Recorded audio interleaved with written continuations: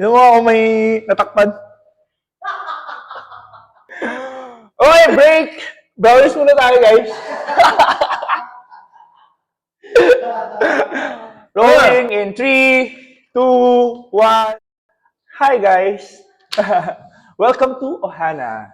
And first, I'd like to introduce myself. I'm Ismael Manaligod. They call me Nong. I'm one of the owners of Ohana.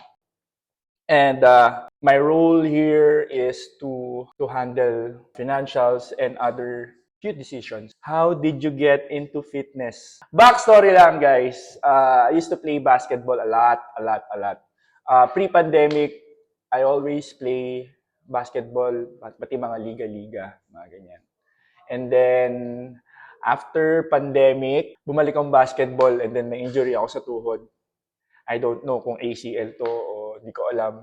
Dalawang beses to na injury. And dun ako nakapag-decide na bumalik sa gym. I used to do bodybuilding and lifestyle na gym buhat lang. And nakilala ko si Coach Nance. Si Nance, teammate ko sa Big Four before sa mga liga-liga. And then, inaya niya ako. Habang ako yung nagbo-boxing, inaya niya ako mag functional training, like yung mga HIIT, and then weightlifting, and then may konting gymnastics. What's one thing people don't know about you outside the gym? Before, I have a lot of hobbies, pero ang pinaka nakaadikan ko is playing the toy Tamiya. 90s kids. I used to play a lot. Ginagastosan ko talaga siya. And then, what's good thing about it is, lumalabas yung pagka-creative mo. Dahil nagbe-build ka ng Tamiya, then nire-race mo. And nahil yung inner child ko doon. Why did you build Ohana? I always ask myself, why do I do something I really love? I really enjoy doing what I do now. We did build Ohana because we really love it. Same yung passion, same yung goals, same yung values na sinishare namin. Kaya namin na-build yung Ohana. So, hindi lang ako yung nag-build ng Ohana. It's the people around it that built Ohana.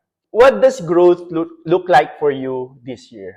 Personally, seeing other athletes leveling up to their fitness levels, yung mga discomfort nila, lalo na yung mga nagkakasimula lang.